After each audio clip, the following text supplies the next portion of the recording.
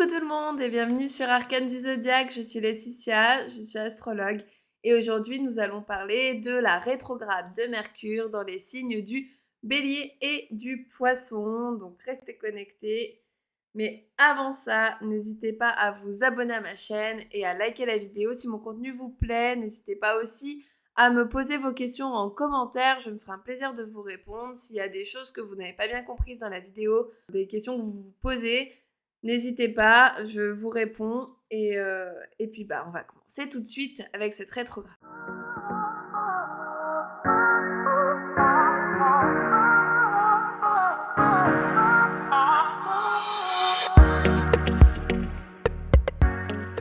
D'abord, qu'est-ce que c'est une rétrogradation d'une planète? Parce qu'on entend souvent Vénus rétro, Mercure rétrograde, Mars rétrograde. Mais qu'est-ce que c'est concrètement? Parce que apparemment, c'est un truc horrible, mais non, vous inquiétez pas, c'est pas le cas. C'est pas le ciel va pas nous tomber sur la tête du tout. Mais effectivement, c'est des énergies qui sont un petit peu des fois compliquées à gérer. Alors, Mercure, c'est pas comme les autres planètes, c'est pas comme Vénus et Mars où on a un peu moins l'habitude. Mercure, il rétrograde 3 fois dans l'année. Donc, autant vous dire que depuis notre naissance, on a eu largement le temps de s'en accommoder et de connaître un petit peu ces énergies-là, même si on n'en avait pas forcément conscience. Une rétrogradation, c'est quand la planète, du point de vue terrestre, recule dans le zodiaque. Donc nous, on a l'impression, depuis la Terre, que la planète va reculer. Ce n'est bien entendu pas le cas, elle ne recule absolument pas dans l'espace, mais nous, de notre point de vue, on a l'impression qu'elle recule, et du coup, dans le zodiaque, elle recule de certains degrés, et des fois, elle recule même dans plusieurs signes. Par exemple, ça a été le cas ici, avec Mars qui a rétrogradé de décembre à février, il est passé du signe du lion au signe du cancer. Donc il a reculé, il n'a pas été, il n'allait pas dans le bon sens pendant quelques temps. Et donc, qu'est-ce que ça nous donne, une rétrogradation? Parce que c'est bien beau de dire, ouh là là, la planète, elle recule. Mais qu'est-ce que ça fait concrètement? Eh bien, concrètement, la planète se met en quelque sorte en pause.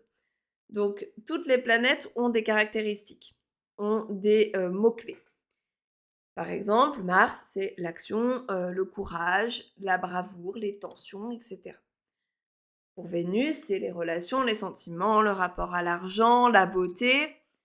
Et donc, chaque planète a ses petits mots-clés. Et à chaque fois qu'on a une rétrogradation, on va mettre pause sur toutes ces caractéristiques et on va se poser un petit peu des questions au niveau de ces caractéristiques-là. Donc, par exemple, une rétrograde de Vénus, on va se poser des questions au niveau de nos relations, de notre argent. Ici, on va parler de la rétrogradation de Mercure. Alors, Mercure, déjà, ça signifie quoi? Qu'est-ce que c'est comme planète, Mercure? Mercure, c'est la planète de la communication, c'est la planète qui nous dit comment on communique avec les autres. C'est aussi la planète du mental, de comment on réfléchit, aussi de l'apprentissage, comment on apprend. Et c'est une planète qui va aussi nous parler de nos déplacements, mais de nos déplacements proches, d'accord? Mercure, c'est le messager. C'est celui qui communique, mais aussi celui qui se déplace pour aller donner certaines choses. C'est Hermès dans la mythologie. Donc, ici, toutes les caractéristiques de communication, de dialogue, de mental, d'apprentissage vont être mis en pause, vont être un peu perturbées. Donc, ça veut dire que ça risque d'être un petit peu compliqué dans ces disciplines-là. Après, à cette définition de la rétrogradation et de la planète, il va falloir ajouter le signe dans laquelle la planète rétrograde, parce que c'est pas anodin non plus. Donc ici, c'est en bélier. En bélier, il va falloir faire attention à sa communication. Le bélier, c'est un signe très franc, très direct et très centré sur lui-même. Le bélier, il va penser à ce que lui, il a envie de dire et il va pas forcément penser aux autres. Donc ici, ça va être important de réfléchir à sa communication, à comment je communique tel que je communique aux autres. Est-ce que je ne suis pas trop franc? Est-ce que je ne suis pas trop direct? Est-ce que je ne blesse pas les personnes par ma communication? Ça peut être ça, le bélier. Mais aussi, du coup, à l'inverse, est-ce que je communique assez qui je suis moi? Est-ce que je dis vraiment ce que je pense? Est-ce que j'arrive vraiment à être moi-même dans ma communication? Donc ici, le but va être de trouver un petit peu l'équilibre entre les 2, ne pas, penser quand même aux autres, bien entendu, mais aussi penser à ce que nous, on a envie de dire et de communiquer, c'est important.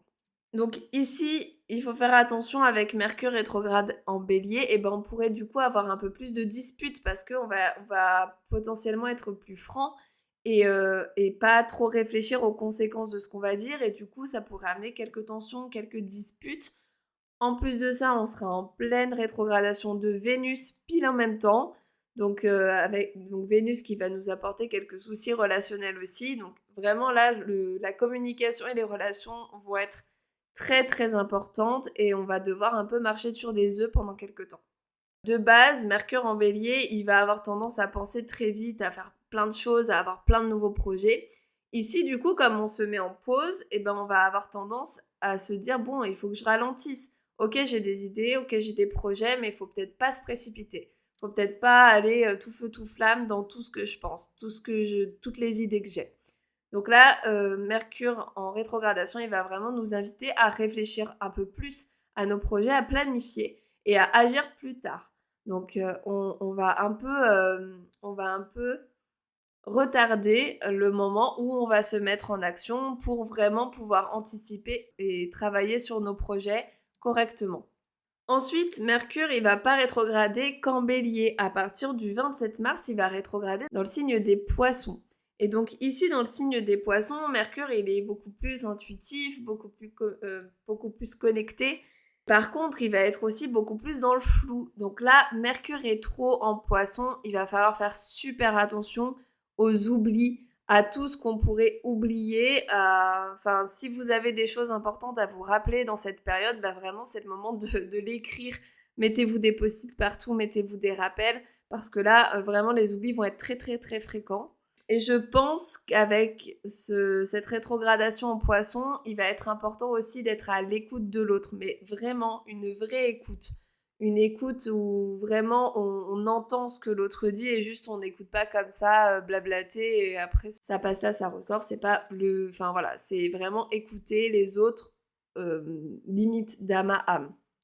Donc, on va travailler un petit peu là-dessus avec Mercure rétrograde en Poisson. Du coup, quels signes vont être les plus impactés par cette rétrogradation de Mercure?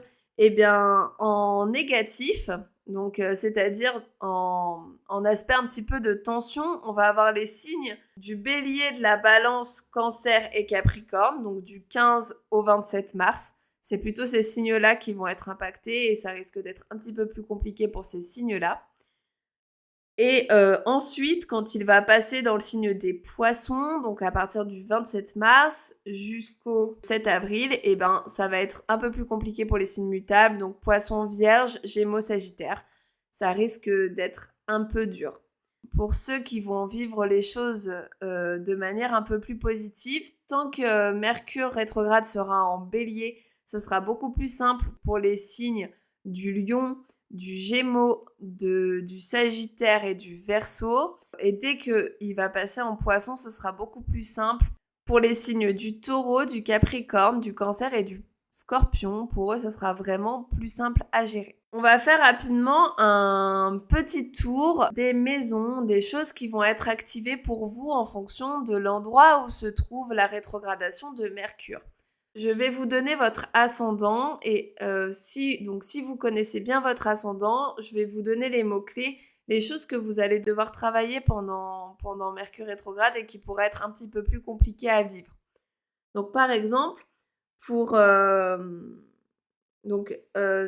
pour chaque ascendant, il y aura des ralentissements, des bugs, des trucs qui iront pas dans les domaines de vie qui vont être concernés par ces maisons.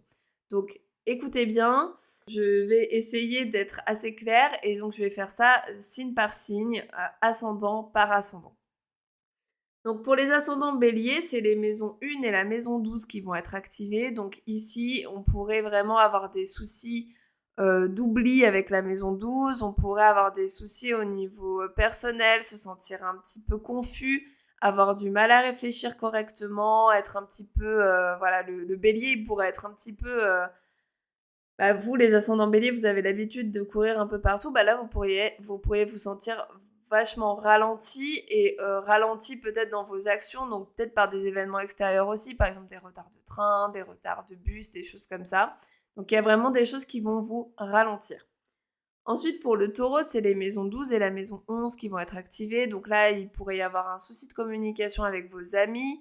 Il pourrait y avoir des ralentissements dans certains de vos projets. Peut-être que vous avez des choses qui vont se mettre en place, mais du coup, ça va être plus compliqué que prévu. Et il pourrait aussi y avoir des oublis. Pour les ascendants Gémeaux, c'est votre maison 11 et votre maison 10 qui vont être activées. Donc du coup, c'est la maison des amis, des projets, donc comme pour le taureau, qui vont être un petit peu compliqués. Donc, il pourrait y avoir des disputes et des quiproquos avec vos amis et vos projets pourraient être ralentis. Au niveau de la maison 10, c'est votre carrière et votre réputation qui pourraient en prendre un coup, donc faites attention à ce niveau-là. Ensuite, le cancer, c'est les maisons 10 et 9 qui vont être activées. Donc maison 10, maison de la carrière, de la réputation. Donc il pourrait y avoir des soucis au travail, vous pourriez oublier certaines choses, avoir des discordes avec vos collègues. Et pour la maison 9, si vous comptez voyager, faites super attention, vous pourriez avoir plein de retards, d'avion notamment, ou de train. Et il pourrait y avoir des petits couacs dans vos voyages. Pour le lion, c'est les maisons 9 et 8. Donc pareil, maison 9, le lion, si vous voyagez pendant cette période-là, c'est vraiment pas le moment. Donc faites attention, anticipez les retards. Et pour la maison 8, il pourrait y avoir des soucis, notamment financiers, d'investissement. Il pourrait y avoir des bugs. Si par exemple, je ne sais pas si vous avez investi de la crypto, par exemple, ça pourrait bugger. Voilà, c'est vraiment pas le moment de faire des investissements à ce moment-là ou de signer des choses. Ensuite, pour la Vierge, c'est la même chose, maison 8, et ensuite la maison 7. Donc maison 8, pareil, les investissements, on fait super attention. Et pour la maison 7, il pourrait y avoir des soucis au niveau de vos partenariats, qu'ils soient personnels ou professionnels. Il pourrait y avoir des quiproquos dans votre couple, donc faites vraiment attention à ce que vous dites et à comment vous le dites. Ensuite, pour les ascendants balance, c'est la maison 7 et la maison 6. Donc là, pareil, au niveau de votre couple et de vos partenariats, il faut faire attention à votre communication, faire attention à ce que vous dites et à comment vous le dites.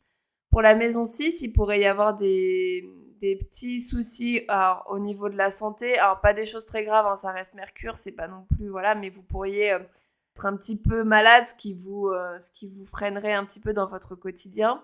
Et ça peut être aussi des choses au travail, donc des soucis, des oublis, des envois de mails qui ne s'envoient pas, des problèmes avec les collègues, etc.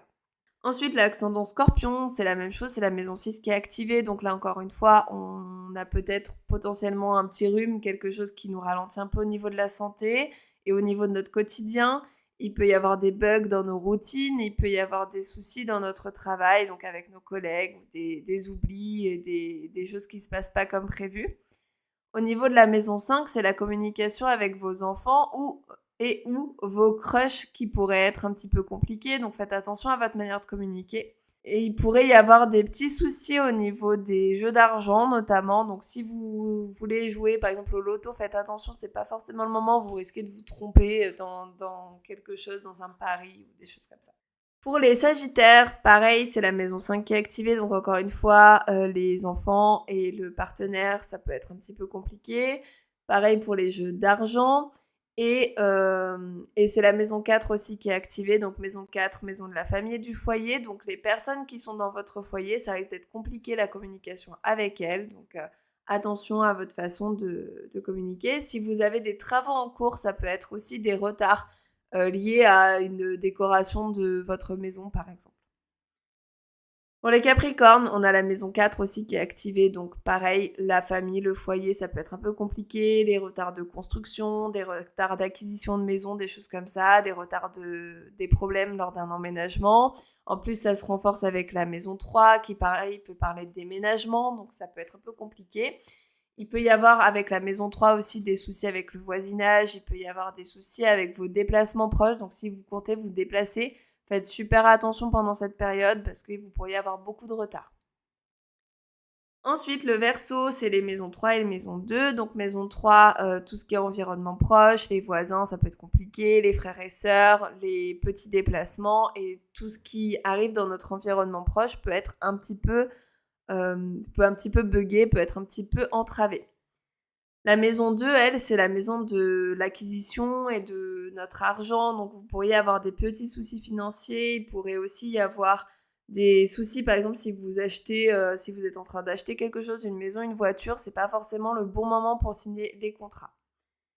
Et enfin, le poisson, c'est la maison 2 et la maison 1 qui sont activées. Donc, la maison 2, pareil que pour le verso, on est ici sur les acquisitions et l'argent. Donc, il pourrait y avoir des petits soucis à ce niveau-là.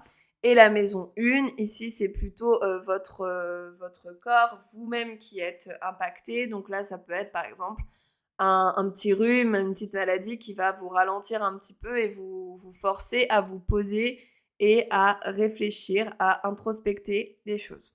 Alors, maintenant qu'on a vu un petit peu comment ça allait nous impacter, concrètement, qu'est-ce qui pourrait se passer pendant cette rétrogradation de Mercure? Alors, les rétrogradations de Mercure, elles ont toutes un peu les mêmes significations, dans le sens où il se passe un petit peu le même type d'événement. Donc, on va lister rapidement les événements qui pourraient arriver et du coup, les choses à faire ou à ne pas faire pour éviter un maximum de problèmes. Mercure rétro, les événements, ça peut être déjà les retards de transport. Alors ça, c'est typique, l'avion, le train, le bus qui ne vient pas et du coup, les rendez-vous qui pourraient être manqués à cause de ça. Les rendez-vous aussi annulés au dernier moment, ça c'est typique Mercure rétro. Vraiment, ça peut vraiment beaucoup jouer sur les soucis d'organisation. Par exemple, mettre 2 rendez-vous en même temps sans faire attention. Ça peut être vraiment des choses comme ça. Ensuite, avec Mercure rétro, bon, bah, il y a des problèmes de communication, donc ça peut être beaucoup de quiproquos. On dit des choses qui sont pas prises comme elles devraient être prises, et du coup, on peut se disputer pour des choses comme ça. Donc là, c'est vraiment le moment de réfléchir à comment on communique et à faire attention à ce qu'on dit. Mercure rétro, ça peut être aussi des soucis au niveau des outils de communication. Donc, par exemple, les réseaux sociaux, il peut y avoir des bugs de réseaux sociaux, des bugs de messagerie, des emails qui s'envoient pas ou alors envoyer des choses au mauvais destinataire. C'est vraiment ultra typique. Tout ce qui est faute aussi dans les mails, vraiment relisez-vous 5 fois s'il le faut, mais faut bien se relire parce que tout ce qui est écrit sur ordinateur ou sur le téléphone, bah, vous pouvez faire beaucoup plus d'erreurs pendant Mercure rétrograde et du coup envoyer des choses avec des erreurs, des fautes. Donc voilà, c'est pas le but. Les contrats, ça peut être compliqué pendant Mercure rétro. Donc déjà, chose number one à ne pas faire, si possible, parce que bien sûr, des fois, c'est pas toujours possible. Mais si possible, éviter de signer des contrats pendant cette rétrogradation de Mercure, parce que bah, après, ça peut amener à des retards, à des problèmes, à des choses qui, par exemple, au final, ont été signées, mais en fait, on voulait pas forcément que ce soit ça. Par exemple, si vous vous faites embaucher, vous signez un nouveau contrat pour une boîte, et ben peut-être que vous n'allez pas faire attention, mais dans le contrat, c'est marqué que vous devez faire telle tâche, alors qu'en fait, vous n'en aviez pas parlé à l'entretien. Enfin voilà, ça peut être des choses comme ça, des quiproquos, des trucs que auxquels vous n'auriez pas forcément pensé et qui, du coup, vont vous poser des problèmes potentiellement après. Qu'est-ce qu'on fait concrètement pendant Mercure rétrograde? Déjà, on relativise, on se calme.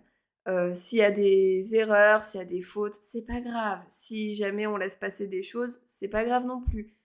Là, vraiment, il faut relativiser, il faut laisser un petit peu couler les choses, il faut apprendre à lâcher prise pendant Mercure rétrograde. On peut pas tout contrôler, c'est pas possible, et donc il faut vraiment essayer d'être le plus détente possible. C'est comme ça qu'on le vivra le mieux. Si on se crispe, si on se tend, ça va être clairement pire. Donc c'est le moment de souffler un grand coup et tout ira bien. Une chose qui est super bien à faire pendant Mercure rétrograde, c'est de trier tout ce qui est mail, tout ce qui est photo dans le téléphone, les applications par exemple que vous n'utilisez plus, tout ce qui a un rapport avec la technologie, c'est le moment de trier à fond. Ça peut être aussi le moment de trier votre maison, de faire un peu le vide, de faire le ménage de printemps. En plus, ça tombe bien, ça tombe à la bonne période. Et voilà, ça va être le moment de trier, de jeter un petit peu ce qui ne vous va plus et ce qui pourrait au final encombrer un petit peu votre charge mentale et votre cerveau. C'est le moment aussi de faire un tri peut-être dans votre organisation quotidienne. qu'est-ce que je peux enlever, quelle est la tâche qui me prend trop de temps et qui au final ne sert pas à grand-chose. Voilà, c'est un moment vraiment pour réfléchir à tout ça. Donc Mercure rétrograde, il est vraiment pas là pour vous embêter. Ça peut être embêtant, clairement, il peut y se passer des événements vraiment pas cool, mais c'est vraiment tous les transits, hein, pas que les rétrogradations, mais tous les transits sont vraiment là pour vous aider à être plus aligné avec vous-même, pour vous aider à y voir plus clair. Donc là, profitez vraiment de cette rétrogradation de Mercure pour faire une pause, pour réfléchir, pour vous réorganiser.